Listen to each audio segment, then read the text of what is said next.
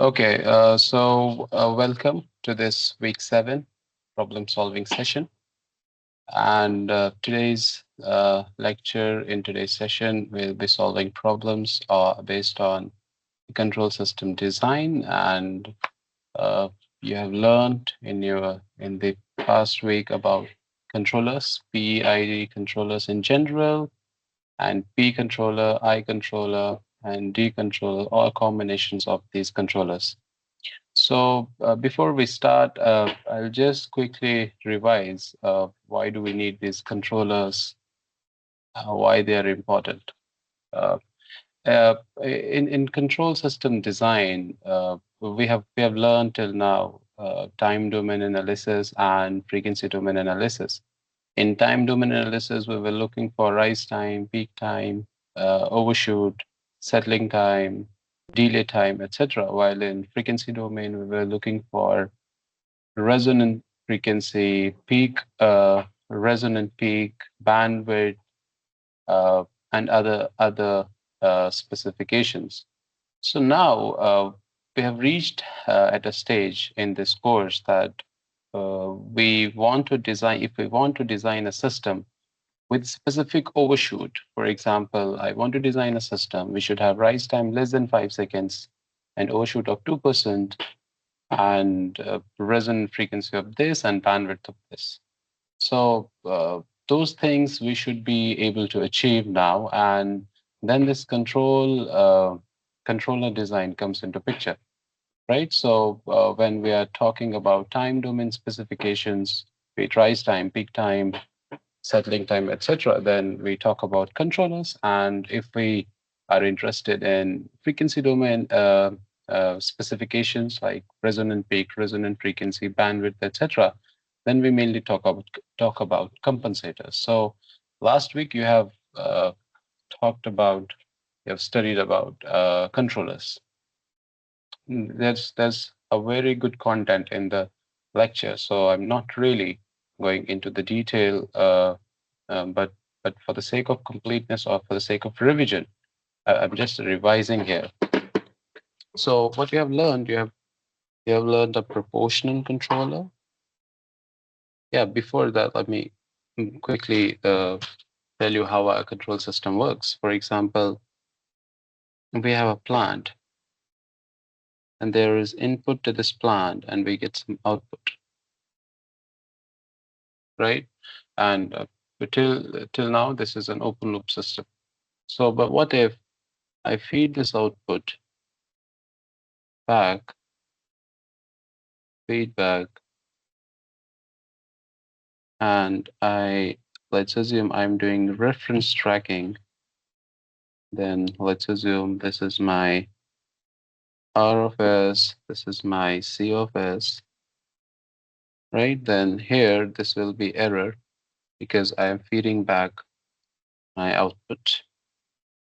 This will be R of S minus this signal coming out. Let's assume this is B of S.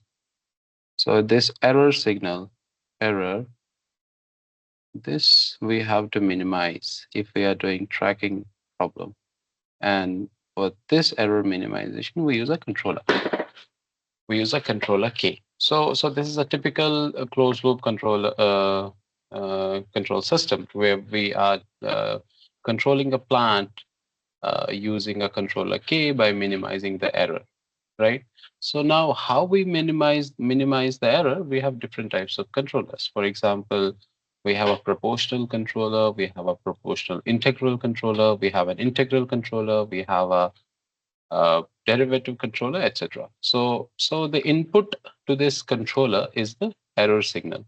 So input to this controller is error signal, and the output from the controller is called as actuating signal. So this actuating signal, the output of the controller is such, the output of the controller is such that this actuating signal should be able to drive the plant. Right. So based on this actuating signal and error, we classify controllers. For example, if this actuating signal is directly proportional to error, then we get a proportional controller.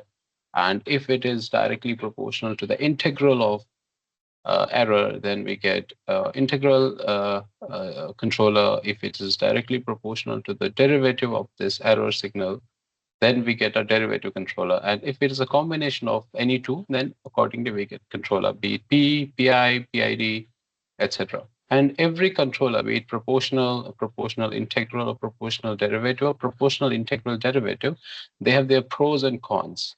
For example, it's actually explained in detail in the lectures. So, for example, a proportional controller that improves the transient response, right? So that decreases the rise time. So if that decreases the rise time, it means that Sir, uh, I have one doubt. yes, yes, Sir, this controller key is we have here to find the error. After that error, it is given to the controller. But can yes. you introduce controller in the input side areas beyond this? Why? Then what is the need of controller? How would you control then?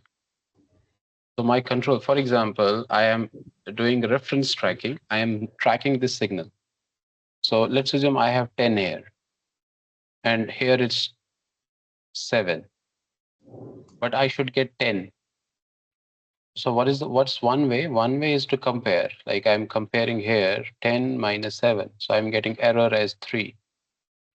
So it's 3, so it will keep on 3 unless and until you implement a controller here. So then and only a controller will come and minimize this error to get the desired outcome. So it depends on the application. You can you may put it at a different place. It depends on application, but for reference tracking, uh, you can But put we have, sir, like that.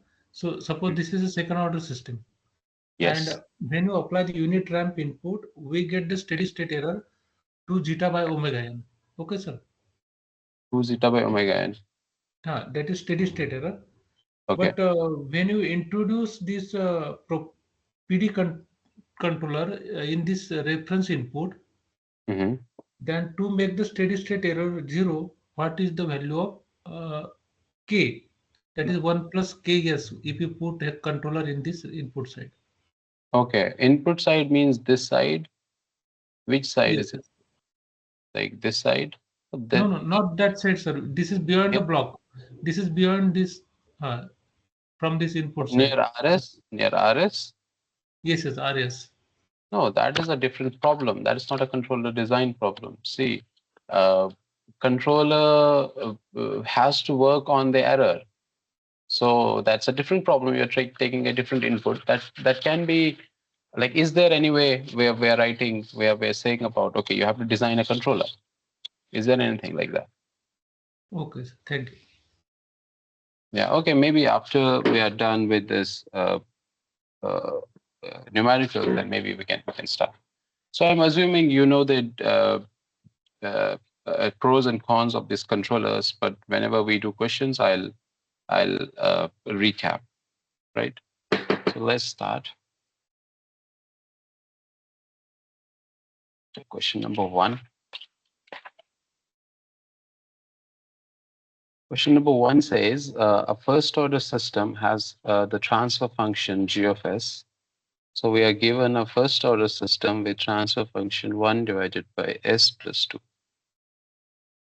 right? And with a PI controller, the closed loop system unity feedback has the characteristic polynomial this. Okay. So we are actually given an open loop first order system, and then we are also given that we are closing the loop with unity feedback, right? And there is some control block. There is this, right? So there is this control K. So the question is with a PI controller. So here we are using a PI controller. The closed loop system unity feedback, okay, unity feedback has the characteristic polynomial given. So we are given a characteristic polynomial P of S is equal to S square plus 3S plus 4. Now question is, find the value of Kp and find the value of Ki. So we have to find Ki and Kp. Okay, I'll again uh, explain the question. We're given a open loop first order system, right? And then we are given that we are using a PI controller and closing the loop with unity feedback. Then the characteristic equation of the resultant system is given as this. So you have to find out the value of Kp and Ki, right? So how would we proceed? So let's proceed. We are given it's a PI controller. So we are given it's a PI controller. So the equations will be, so let's assume this is G of C. Let's assume this is G of C and this is G of S, right? So, or sorry, in general, Sir, KP is 0.5. KP is, no, KP is not zero point 0.5. So let me try for others. Then maybe in the next question onwards, you can try. So if it's a PI controller, so and the transfer function of that, I can write GC of S. PI means we have a proportional term Kp and we have an integral term Ki over S. If it was a PID controller, then I would add S into KD. So remember this. So when we'll do PID controller questions, I'll add this term. If it is a only I controller, I'll only keep this term. If it is only P controller, I'll only keep this term. If it is only D controller, I'll only keep this term. But since it's a PI controller, I'll keep the proportional and the integral terms, right? So I'm erasing it.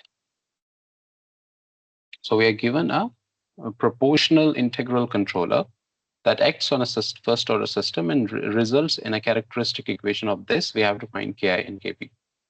So then we know these are in cascade.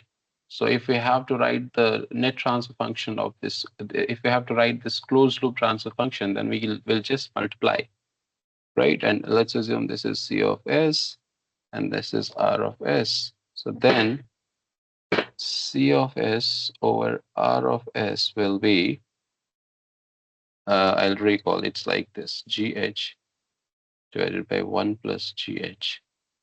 So H here is 1 because it's unity feedback, and G is GC into GS. So it will be GC into GS, sorry, yeah, GC into G divided by 1 plus GC into G. Any doubt, anyone, until this step? So I've done nothing. I've done nothing. Just these two transfer functions, these two blocks, they are in cascade. So I've just multiplied them. Then using this closed loop transfer function, how we write that, and then we got this GC into G divided by 1 plus GC into G. Now putting in the values, we know GC is what? GC is Kp plus Ki over S multiplied by G is 1 over S plus 2, I guess. Yes. Divided by 1 plus Kp plus Ki over S into 1 divided by S plus 2. So let's simplify it. So we can just multiply this. So it will be S times Kp plus Ki upon S into S plus 2 in the numerator. Denominator, in the denominator, it will be similarly S into S plus 2, and then plus SKP plus Ki divided by S into S plus 2. This and this will go, and the net transfer function will be SKP plus Ki divided by S square plus 2S plus Kp into S plus Ki, right? So, or I can write it like this.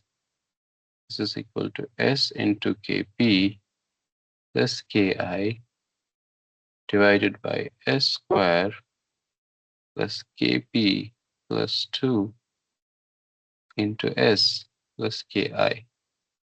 Now this is given that the characteristic equation, it's of this form, S square plus 3S plus 4. So let's compare the coefficients. So it means Ki is 4 and Kp plus 2 equals to be 3. It implies Kp is 1. Is it clear? Anybody has any doubt? Now, uh, can you say where were you doing? Uh, like where was the problem? You were getting 0.5.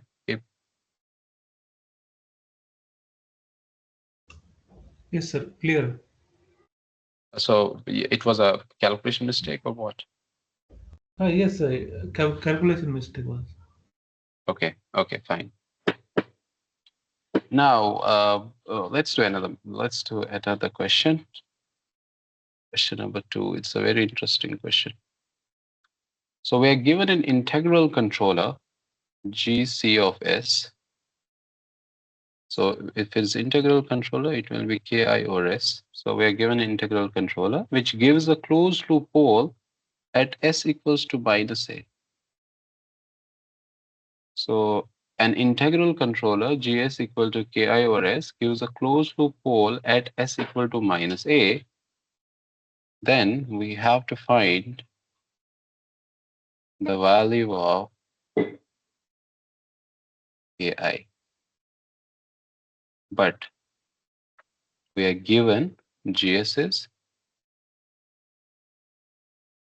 1 divided by S plus 1 whole square. Right? So we are given a system with transfer function this GS is equal to 1 divided by S plus 1 whole square. And the question is, an integral controller GC equal to Ki by S gives a closed loop pole at S equal to minus A. The value of Ki is, your options are, I'll give you options, minus A square minus 2A minus 1, A square minus 2A plus 1, C part A cube minus 2A square plus A, D part minus A cube 2A square minus A. Can you try? Can you try in a similar way? We solved the previous question, but here you're only given an I controller. So you're given an I controller and you're given a transfer function in I controller, and you're also given that S equal to minus A gives a closed loop pole.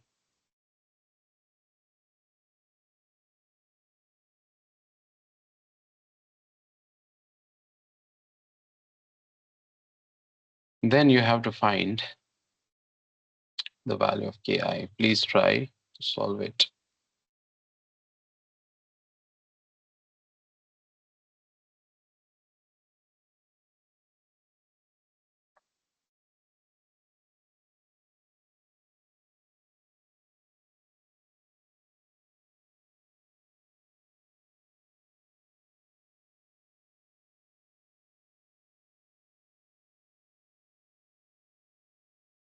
Anyone?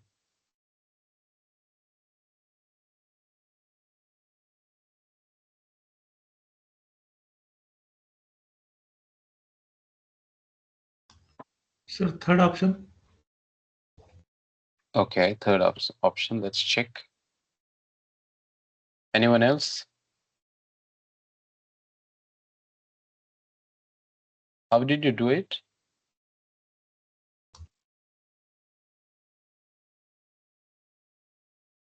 Let's make it more interactive. So, can you explain the approach? Yes. We have to find a closed loop transfer function. Mm-hmm. Then uh, put that s is equal to minus 1, minus a. That Hmm. is one of the Closed roots loop of the transfer function. characteristic equation. Okay. Okay. So you have taken unity feedback. Yes, yes, Yes. So that's a like trick, because when no feedback is given, it means that that's unity feedback. So you have to be very yes. careful, because maybe people will get confused. Okay. There's no feedback written, but it's written there gives a closed loophole. So if it's written it's a closed loophole, that means they're closing the loop. If they are closing a loop, they are using feedback. So, but which feedback? They're not mentioning anything, means it's unity feedback. So okay, it was the correct. It's actually the correct answer as well as the procedure. So, but for the sake of completeness and for others, let me simplify it. So the closed loop transfer function Cs over Rs, it will be GH divided by 1 plus GH. I am writing it because this is very important and we have to remember it all the time. And H is 1, but there are two terms. So controller is GC. It's only integral controller, so it will be multiplied. So it will be like this. GC into G divided by 1 plus GC into G. So simplifying it, it means we have GC is KI over by S into G. G is 1 divided by S plus 1 whole square. S plus 1 whole square divided by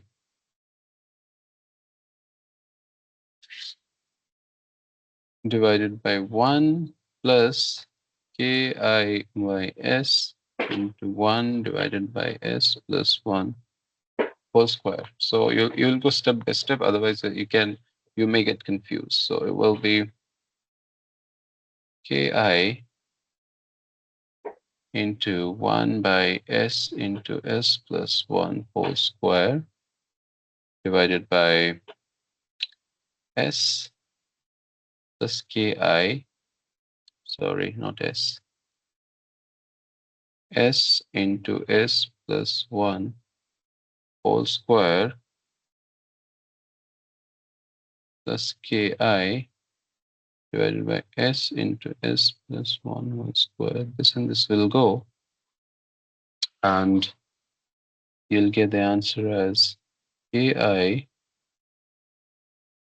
S into S plus 1 whole square plus Ki.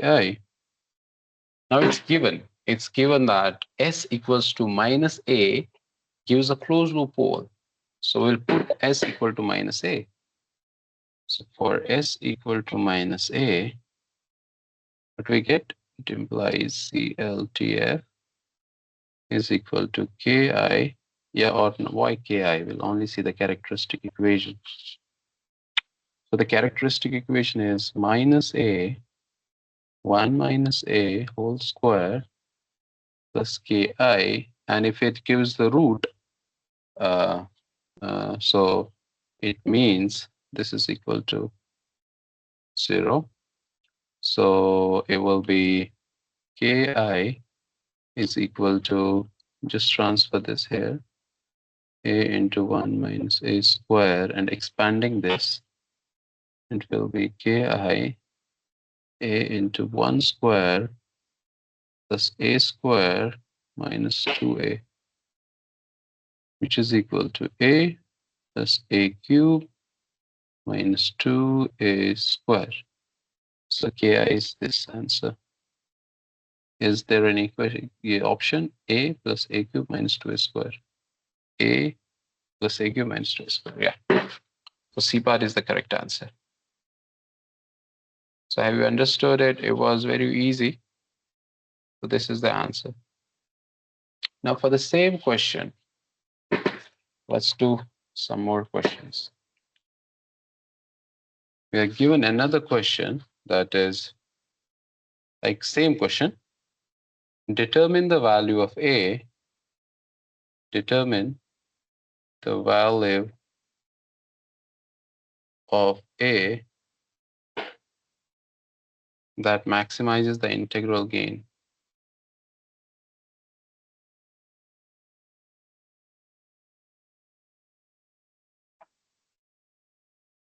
That maximizes the integral. Please try it. Determine the value of a that maximizes the integral gain. 0.33. Okay. How do you do it? Just differentiate this with respect to the and equate to 0. Okay. Then Then just find the value. Find the value of a. Because we so have to find the maximum or minimum, we have to always differentiate. yes. Okay. So you have differentiated it. You did dki over dA. You got some value. So if we differentiate it, it will be a quadratic equation. Yes, sir. So then you get two values. How did you decide that? Minimum value, no, sir? That Yes. maximizes the integral value. Uh, Maximize the integral gain. yes, but you got two values. What were the two values? 1 and 0.33. Correct, 1 and 0.33. And you are saying it's not saying the minimum value of A, it's saying the value of A that maximizes the integral gain. How do you know that the Yes, minimum sir. value of A? By putting value of by this putting these two values, we have to find Yeah. the gain. Okay, so then okay. So, okay, then what gain are you getting when you put 1 and what gain are you getting when you put 1 over 1 by 3? So have you Uh, checked that? no, sir. But I have chosen Yes. this minimum value that will give the. Normally, whenever we have to find a minimum or the maximum value, we do double differentiation, right? Yes, sir. So we Yes. we in order to find this minimum value. Okay, let me solve this question. So we are given ki. We are given ki as a cube minus 2a square plus a. So whenever we are asked to find the maximum value, so whenever these things occur, so we differentiate. So we differentiate dki over dA because it's saying with respect to it's saying the value of A. So we put the 0 and then what's this dk? This will be 3a squared minus 4a plus 1 equal to 0. Then you solve this.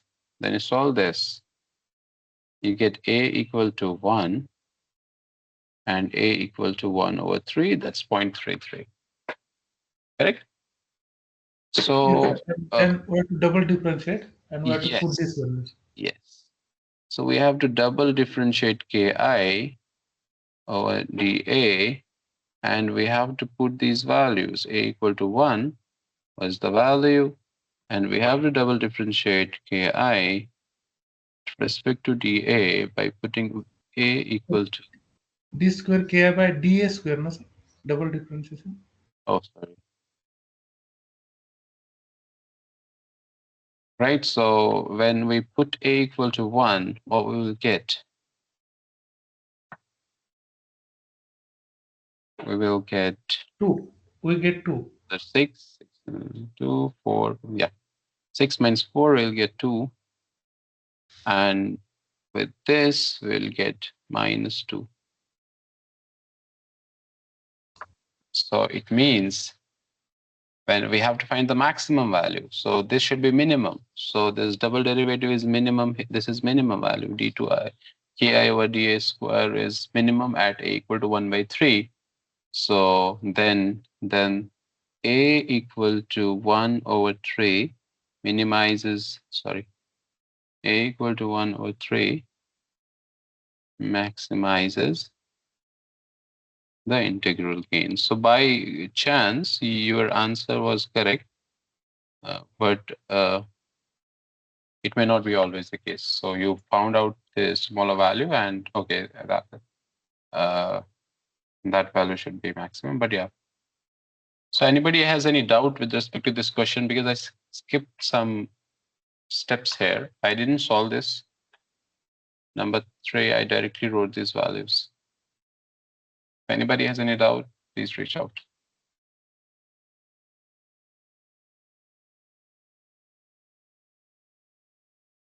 Sir, how 1 by 3, sir?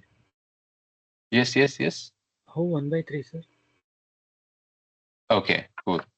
So we have this equation 3a square minus 4a plus 1 equal to 0, and we have to find the roots of it.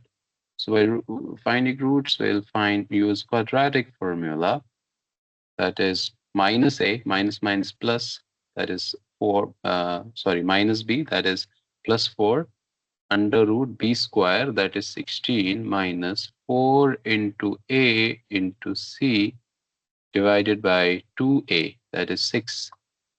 So it means we have 4 plus minus under root of 4 threes are 12. 12 minus 16, that is 4. It means this will be 2. So 4 plus 2 divided by 6. It means it's either equal to 4 plus 2 divided by 6 or 4 minus 2 divided by 6. So it means if it is this, it will be 1. And if it is this, it will be 2 over 6. Then it will be 1 over 3. Is it clear?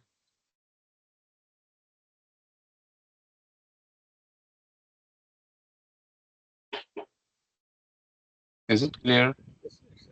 So yeah, that's why I wrote these two possibilities here, because it has two roots, this quadratic equation, but we have to check on both roots. This makes this question tricky. Uh, you might land up, if it is an objective type question, you might land up at a correct answer, but yeah, at the end of the day, you should know the correct approach. Now for the same question, it's given, let one of the closed loop pole be at s equal to minus a. So it's given that s equal to minus a is the closed loop pole, as it was given in the earlier question as well. And this, it's written where a is the solution, where a is the solution of the previous problem.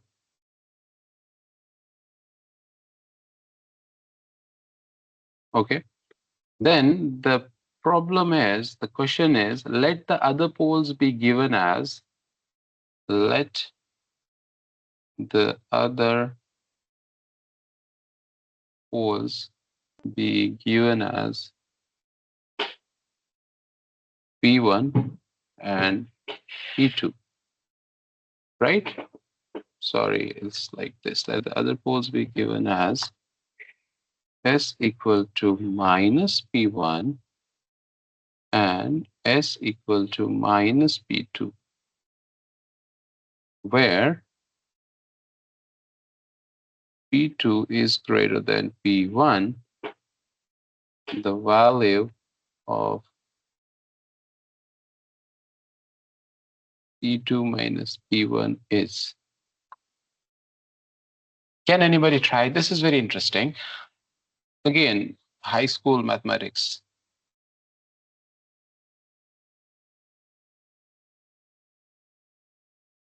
I'll give some hint. So it's given in the question that S equal to minus A is one of the closed loop poles. So if we see, yes, somebody's asking.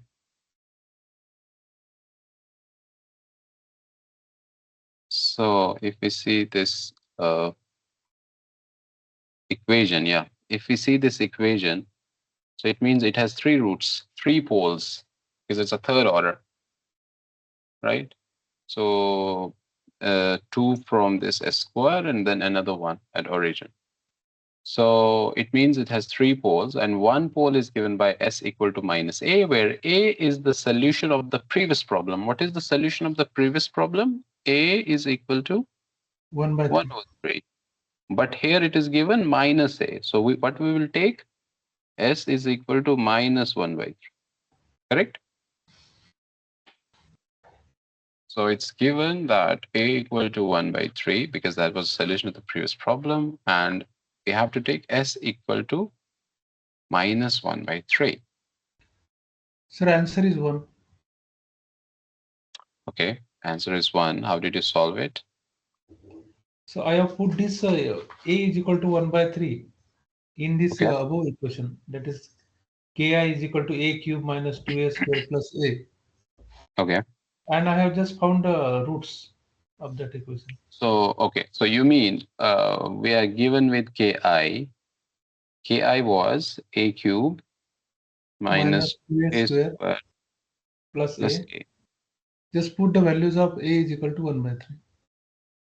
Okay, so you put a equals to 1 by 3, and you got something like, what did you get? 4 by 4 27. by 4 by 27, this value. So you got Ki as 4 by 27. So it means your equation was s into s plus 1 whole square plus Ki. This was your characteristic equation. Yes, Now your yes. characteristic equation will be s into s plus 1 whole square plus 4 over 27 equal to 0. And then how did you proceed from here? This just solve this square, s plus 1 square, s Okay, square plus I'll solve 2s this plus 1. square. It means it is s into s square plus 1 plus 2s plus 4 over 27 equals to be 0. It will be Then s cubed solve this bracket. Yes. plus 2s square plus s plus 4 over 27 equal to be 0. Yes, and then, We have to find the roots of this equation. yes, so but we know already one root. So we already know one root. Let alpha, beta, and gamma be the roots of this cubic polynomial, cubic equation. Then how did you do it? Sum of roots, product of roots? No, that method is synthetic division method. We can also So how use. did yeah, how did you do it? Like we can do this by using sum of roots and product of roots, and it's done. Yes, yes. But how have you done? Since what So have I you have done? then Since, include MATLAB, sir. MATLAB. I have MATLAB. oh my, like you cannot use MATLAB on we can easily do it. Okay, okay. Use scientific Yes, by calculator. synthetic division method, we can also use. Yeah, you mean to say you're dividing this s cube plus 2s square plus s plus 4 by 27 divided by s plus 1 by 3, like No, this? no, no, no, not like that, sir. You just make divide, multiply this equation by 27. Make it, and then put Fine, that's value s is fine. equal So to if we minus 1 multiply by this equation by 20, you mean to say, okay, so let's take LCM 20, sorry. Let's take it's 27. It means it's 3s cube, not 3, 9. No, 27 it's s cube. 27s cube plus 20, 2 into, what is this? just 27 by 2. So 56. there's no fact. What is this? 56, no? Yes. Okay. 2 into 27. No, it is a 54 Yeah. S square plus 27s plus 4. plus equal to 0. Then what did you do? Just then numerator you just use the synthetic division method. And we know that one value is 1 by 3. So Yes, we know that. put s is equal to 1 by 3. So if we put s equal to 1 by 3, what will happen? So you mean to say putting in this equation? So okay, Not it will be 27 so this like this, equation is now yes like that. but it will vanish. It will automatically Denominator vanish. term will vanish now. So what will happen if we put s equal to 1 by 3? So we will get only values. What will happen? No, no, no. We have to just uh, we have to just write down 27 plus 56. Sorry, 27, 56, 27, 4, and we have to take s is equal to uh, Okay. minus You- 1 by 3. Then 27. S will, okay, S, okay. You mean to say we'll take S common, or S, or so do you mean like this? We take S common. It will be 27S square plus 54S plus 27, then 4 equal to 0. Do you mean like this? No, no. Sir, Okay. 27, 54, 27, and last is 4. So I take here S is equal to minus 1 by 3. So Okay. 27, here it will be the 1 by 3. So 1 by 3 into, that is synthetic division method we can use. But here I have found by MATLAB, sir. So Okay. that method will take Okay. more time. So I'm giving you the answer. So the answer it will be 1. Answer will be of course 1, but P1 will be 1 over 3, and P2 will be 4 over 3. So P1 minus P2 will be 3 by 3. That's 1. But how will you find it? I'll give you a hint. So you land up at this equation. Okay, one method is the synthetic division method. Let's write this. You may check it what this is. You may check it what this is and then solve it. It helps. Or you'll do this sum of roots. Alpha plus beta plus gamma is probably minus b by a, where b is this, a is this, right? So high school maths. Then alpha, beta, gamma is d over a, or minus d over a. Again, you'll have to check the formula. Where alpha, alpha is minus 1 by 3. Alpha is given as minus 1 by 3. So when you put alpha minus 1 by 3, you'll get equation b plus beta plus gamma, right? You get some value. And again, beta, gamma. You get the value of beta or gamma and put into this, you'll get the value of one variable. Then again, put in this, you'll get the value of other variable. It's very simple high school mathematics, but eventually you will get P1 minus P2 equal to 1. Okay, so let's try another question. The question is, what is the effect of damping factor? So you have understood second order system. So what is the effect of damping factor zeta and natural frequency omega n in a control system of second order? So okay, when we talk of zeta and omega n, we have a second order control system. Second order system. When the proportional derivative compensation of the form 1 plus ks, when the proportional derivative compensation 1 plus ks, where k is greater than 0, is used. So the question is, what happens to zeta and omega n for a second order system in a control system of second order when the proportional derivative compensation of the form 1 plus ks, where k is greater than 0, is used. So basically, we are using a controller, gc is equal to 1 plus ks, right? So then what will be my CLTF? My CLTF will be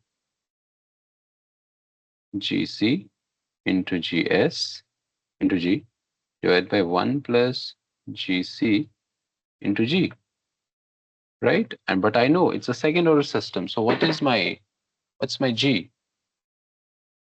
This g is, so if I have a second order system, my CLTF G is the is, open loop transfer function. yes, that's important. G is the open loop transfer function. So you should not get confused because we have a second order system and we know CLTF is omega n square, s square plus 2 zeta omega n s plus omega n square. So this is CLTF. And OLTF of second order control system is omega n square into s plus 2 zeta omega n. So this is g of s.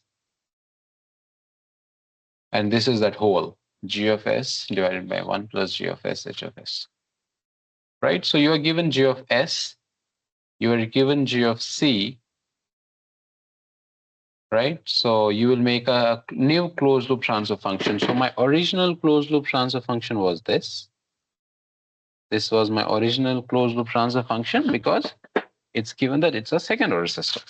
And then after I use a derivative compensation, 1 plus ks, so if after I use this controller, then I'll find what happens. So then let's assume that is CLTF dash. So that will be 1 plus ks when you put the values omega n square divided by s square plus 2 zeta omega n plus k omega n square, right? So s plus omega n square, right? So compare these two. Mainly we compare the characteristic equation, right? So see the characteristic equation. Omega n square is same, omega n square is same. It means there is no effect on omega n, right? So there is no effect on omega n means omega n remains unchanged. So what is the effect on zeta? That is the damping factor, right? So we see originally we had 2 zeta omega n s, but it's now 2 zeta omega n plus k omega n square then s, right? So what has happened to this zeta? Damping ratio is increased here. Yeah, damping factor that has increased. Why? Because this whole is equal to 2 zeta omega n s. If this is whole is equal to 2 zeta omega n, but we can say there is additional term k omega n square because of this controller ks, right? So because of this, our damping ratio has increased. And So basically, overshoot, sir, when damping ratio increases, overshoot reduces, no? when my damping increases, overshoot decreases. Yes. So when my overshoot decreases, my rise time increases. When my rise time increases, my system becomes slow. Yes, sir. So basically what I was telling that whenever you have these questions, you have a controller and a system, then a controller is applied. So it's very simple problem. What you have to do. So this is your system. Let's assume G. You just have to use controller here because input to controller will always be error. Then these two, if it is GC controller, then these two will always be in cascade. You just have to find and use a unity feedback stuff, then find this 1 plus GH, sorry, 1 plus GGC divided by, sorry, you just have to do this GCG divided by 1 plus GCG. You are done. Only you just have to do this, and then mostly you have to compare things. Right, so let's do one more question. Very good question. The question is, consider a unity feedback system given as, we have GC of S and we have G. We have C of S. Then when it's unity feedback, it means it's -1, and here it's R of S. This is driving the system. So consider this system, and the question number 1 is, when GC is equal to 1, question is, when GC is equal to 1, the closed loop has the form of a standard second order system with zeta equal to 0.5 and omega n equal to 4, the transfer function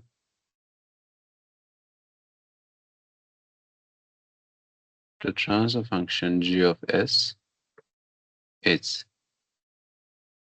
Can you try it? Very simple. Again, whatever I said in the earlier question, they're in cascade. Just have to multiply and just have to compare. I'm expecting at least you'll do this question. I'll give you options. Option A is 4 divided by s into s plus 2. Option B is 4 divided by s into s plus 4. Option C is 16 divided by s into s plus 4. And option D is 16 into s plus 4 plus 16.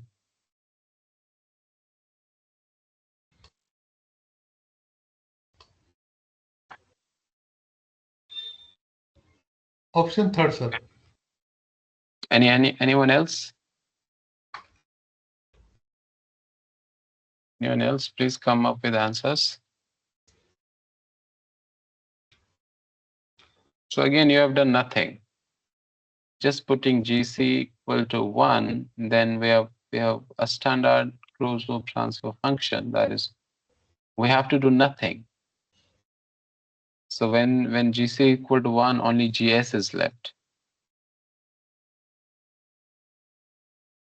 So it will be C of S over R of S. When GS is 1, so only GS is written. It's a second order system and it's a unity feedback. So I know the closed loop transfer function is this: s square plus 2 zeta omega n s plus omega n square. Okay, correct till here. Then it's given zeta is equal to 0.5 or 1 over 2, and omega n is equal to 4. Yes, just put these values. So what will get?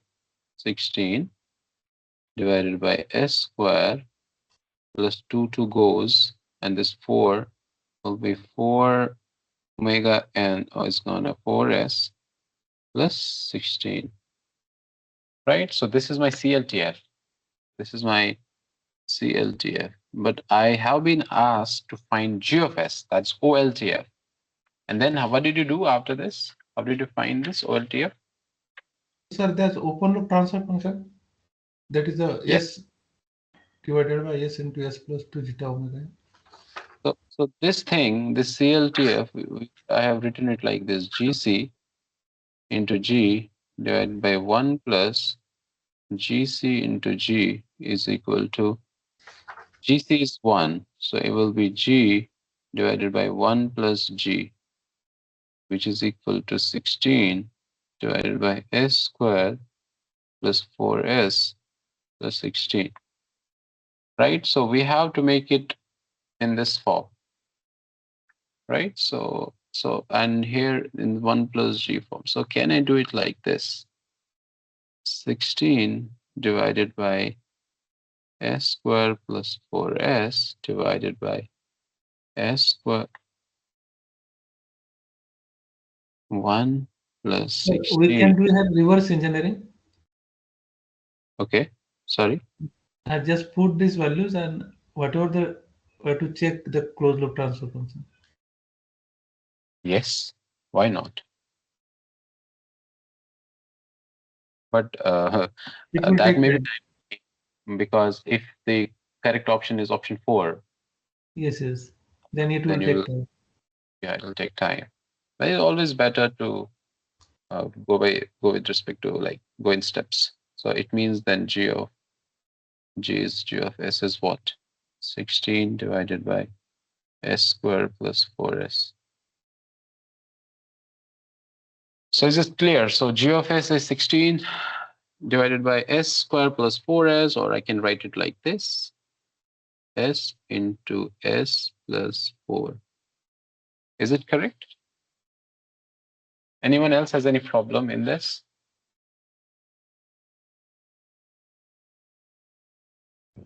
Okay. Sir, Now, if I 16 ask you, yes, yes, 16 by yes. S square plus, how did you write, sir? Can you please be a bit louder? I couldn't hear you. Sir, 16 by S square plus 4S, that steps. This step? Yes, sir. Okay, yeah, great. So see from here, this is uh, this is the system we are given.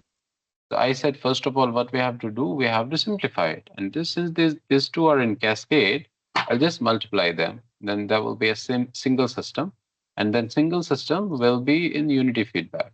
So that's what I have done here. So it will be actually here. This will be GC into G divided by 1 plus GC into G, right? So it's this thing. So but we know GC is 1. GC is 1. Then we're only left with G, and it's already given that G is a second order system. So we can directly write the transfer function of a second order system is this. That's why I rotate this. Then I put the values. I had given gamma and I had omega n. I put in values. I got something, some equation. Yeah, I got this equation. But it's asked to find G of S, not CLTF. OLTF it's asked. But we know the form of OLTF is what? OLTF is like this: G divided by 1 plus G, because GC is 1. So how can we make it 1 plus G? We just have to make this thing as 1. So we'll divide this thing by we will divide both sides. We'll divide numerator and denominator by this term, s square plus 4s here and here, s square plus 4s, because they will get cancelled. So if we do that, then separating this denominator with to here and here, we'll get this form. You just have to manipulate it to get this form, because you can write it like that, right? So when you do like this, you get this g of s is like this. So the reverse question would have been, you would have been given g of s as 16 divided by s squared plus 4s, and given that gc is 1, find the value of gamma and omega. So that would have been the reverse question. And then what you would have done, you would have written GCG divided by 1 plus GCG. Solve this, you would have got this equation, then compared, like you would have got this equation, then compared with this, you would have got the values as this, and this. Is that clear?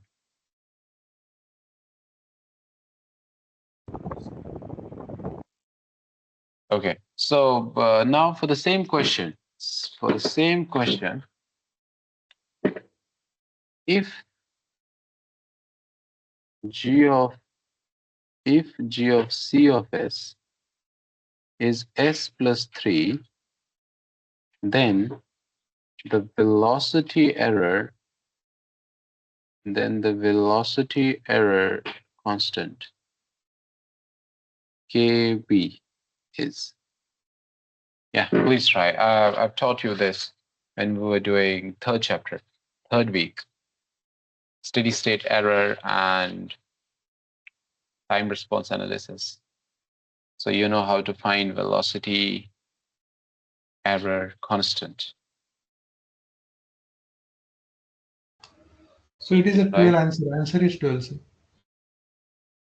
Answer is 12. Great. So others, please also try. Indeed, the correct answer is 12, but please try.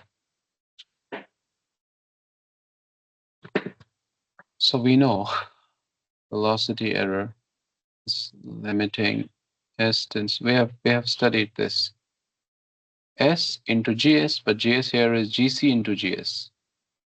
So GC into G, right? So then it will be limiting. Please revise these steady state errors. They are very, very important. S into GC is S plus 3, and G is 16 divided by S into S plus 4. When you put s equal to 0, first of all, this s and this s goes. This will also go. This will also go with 3, 4, 4 and 4, 16. So it will be 4 into 3. It will be 12.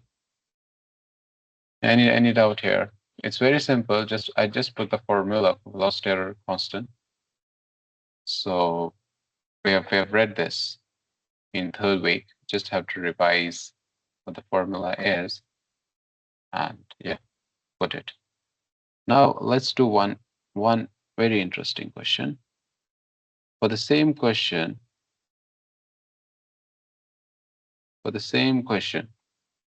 if GC, initially GC was 1, then GC was s plus 3. Now GC is 1 by 4 into s plus 4 divided by s plus 2. So if we have this GC, then which of the following statements are true when compared with GC equal to 1? Then which of the following, I need answers this time. Then which of the following statements are true with respect to GC of S equal to 1? That is the first part which we did. Option number A, overshoot increases. Option number B, overshoot remains constant. Option number C, overshoot decreases. D, settling time decreases. E, settling time increases. F, settling time remains constant. Yeah, please tell me. So basically the question is, take GC equal to 1 by 4 into s plus 4 divided by s plus 2, and then compare it with GC equal to 1 with respect to overshoot and settling time. So what happens to overshoot and what happens to settling time when you take GC equal to 1.4, then compare it with GC, what it was when GC was equal to 1.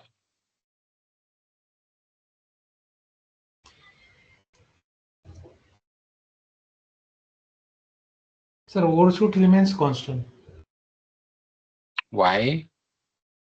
because the damping is remains same. What is the value of damping here? Zero point 0.5, and we have Point. also in yes 0.5. So if the Okay. damping is constant, overshoot is constant. Okay. But Why? the yes, sir. Why? Because overshoot depends on damping only, because overshoot is e raised to the power minus pi zeta divided by under root 1 minus zeta square. So it's only dependent on zeta. So if zeta is constant, means overshoot is constant. Okay, that's correct. It means B part And, is. and And what? natural frequency is here 2, but in given example it was 4, no, sir. Mhm. So natural frequency is reduced. That means settling time is here increase. As settling time is Natural frequency has reduced, so settling time has. increase. Ts is equal to 4 over zeta omega n. Okay. Okay. Yeah, that's actually the correct answer. Anybody has any doubt in this? Do you want me to solve this? So settling time increases. I'll just solve it. That will be more clear. So this time GC is 1 by 4 s plus 4 into s plus 2.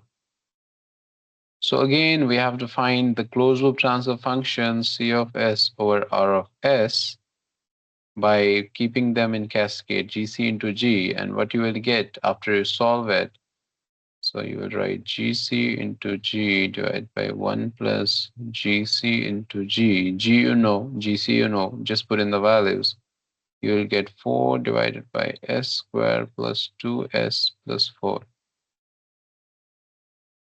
So if we compare it with the original form, so it means 2 zeta omega n equal to 2 and omega n square equal to 4. So if omega n square is 4, then omega n is 2. So if omega n is 2, then 2 zeta into 2 is equal to 2. 2 and 2 will go.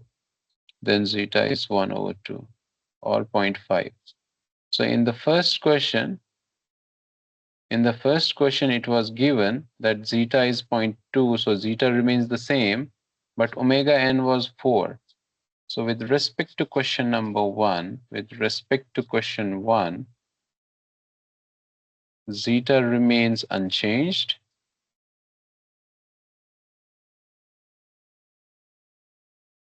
and omega n decreases from 4 to 2. Now we know overshoot. Overshoot is equal to e raised to the power minus pi zeta under root 1 minus 2 zeta square. So this overshoot is, huh? This is 1 Sorry. minus square root of 1 minus zeta square. Okay. So this overshoot is only dependent on zeta. So when zeta is constant, it means overshoot is constant. So this means overshoot is constant. Then similarly, omega n decreases settling time. So Ts settling time is 4 divided by zeta omega n. So settling time has decreased 4 to 2. It means this has increased. So what was settling time originally? Originally Ts was 4 over zeta is 1 over 2, and this was 4. So 2, this was 2. So initially settling time was 2 seconds. And then after we have 4 into 1 over 2 into 2, 2 and 2 goes, we get 4. So it implies after settling time has become 4 seconds. Okay. So anybody has any doubt here? So this was original. This was new.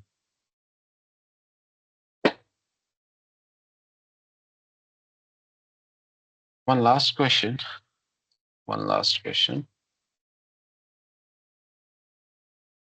If, again, for the same question, if GC is equal to 1 divided by S plus A, then the system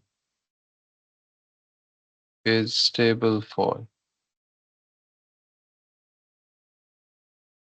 So if GC is equal to 1 divided by S plus A, then the system is stable for A equal to minus 2, B, A equal to 0.5, C, A equal to 1, D, A equal to 2. Yeah, please try to solve it. Very simple again. Very simple. Sir, what is G, sir? Mm-hmm. What is G? GC. G, This sir. is controller. Yeah, this is GC. Again, it's the same question. Is this GC? Is this? So it's something which is in cascade with GS to improve its response, time domain response. Yes, sir. When Then in again, last you wrote GC into G, what it is in G, sir? okay, what is this? G. This is G. Last question. So Uh, this is GC. This is G. I'm Hmm. skipping S. So these are in cascade. That's why, like, see, this will be another system, which will be something like this. Okay, sir. What is the value? There was a value for this options, you mean? Yes. Yes, sir. Like this. Last question. GC into GA into, sir. What is the value of G, sir? G same. What is the value of G? G is S square. Sorry, G is 16 divided by S into S plus 4. This is G. Same question.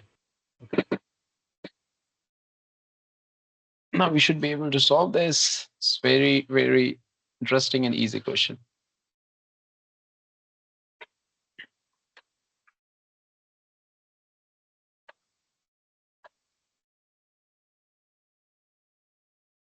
Anyone, please take 2 minutes. Solve it.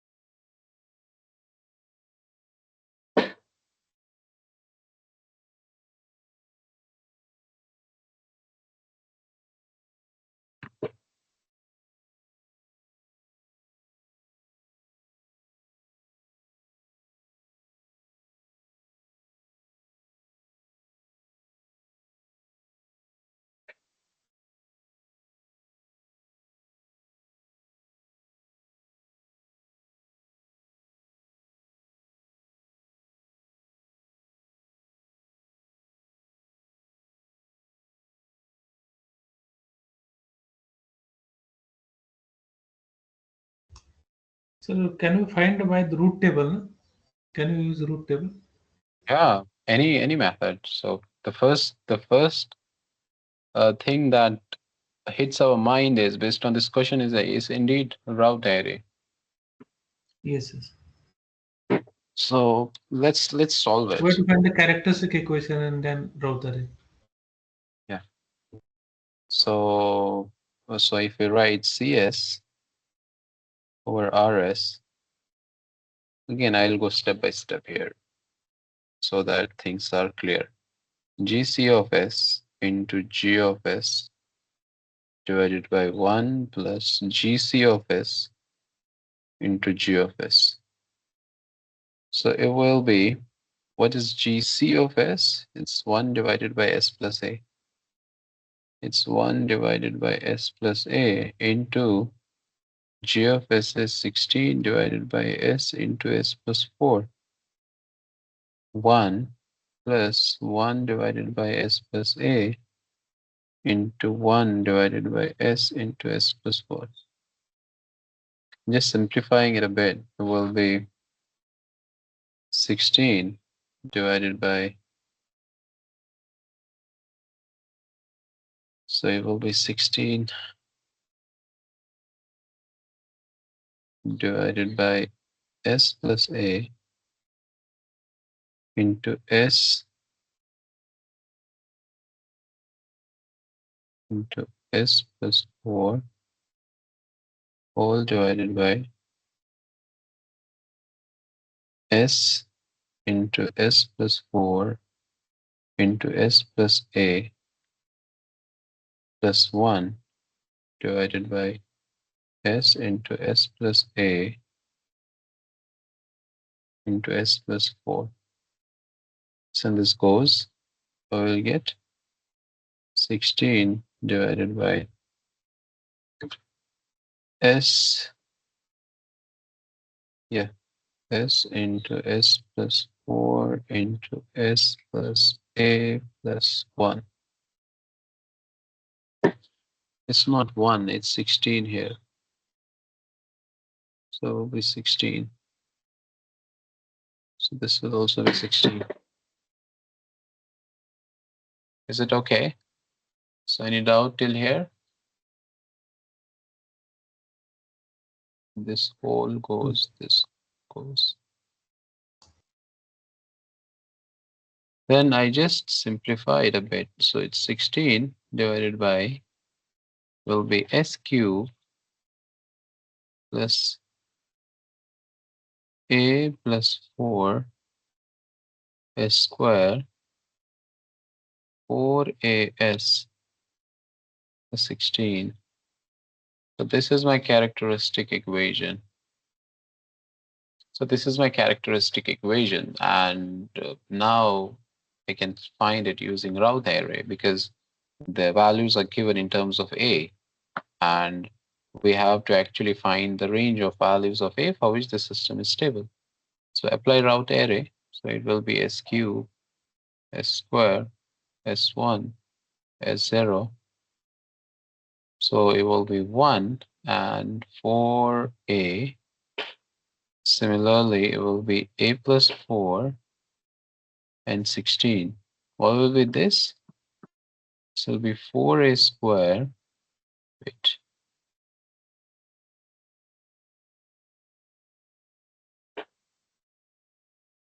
So it will be 4A square plus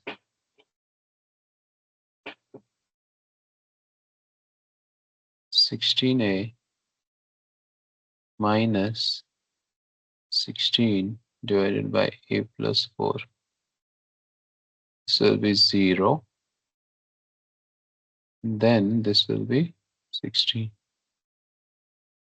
Okay, everybody got this Routh array?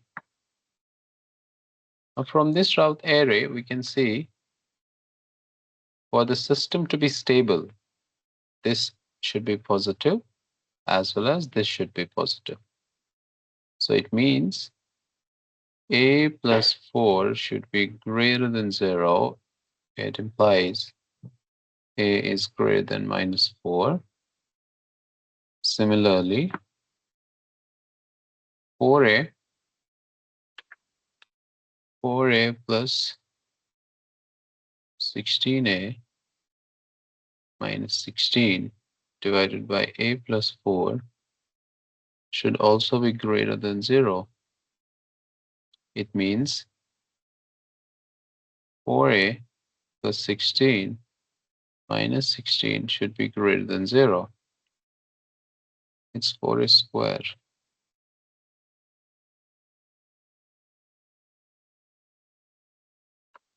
Right, 4A square plus 16A minus 16 equal to 0, or if I take 2 common, if I take 4 common, it will be A square plus 4A minus 4 should be greater than 0. Then let's solve it using quadratic formula. So A will be minus 4 plus minus under root of B square 16 minus 4 into A into C's minus 4. So it will be plus divided by 2 into A is 1.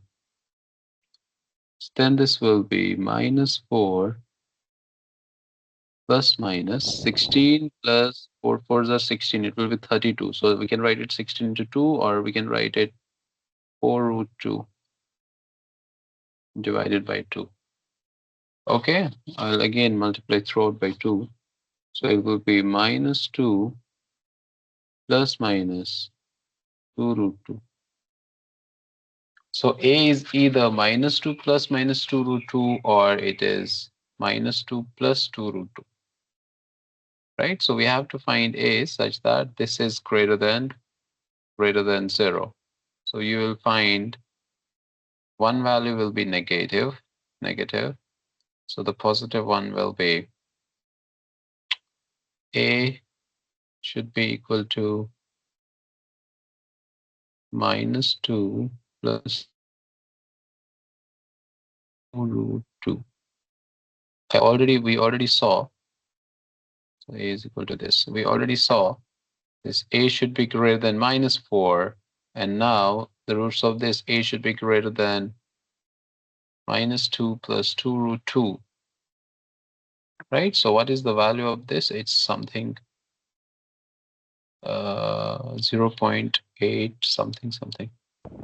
Right? It's positive value 0.8. Yeah, what is it? What's this value? 0.82. 0.828. Okay, 0.828. So we got A equal to 0.828, and we got A should be greater than -4. Right. So now we have to see the options. We have to see the options.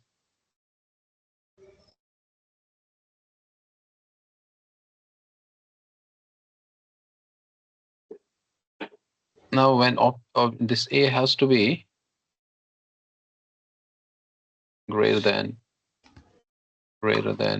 this 0.828, but we have two options greater than 828, right?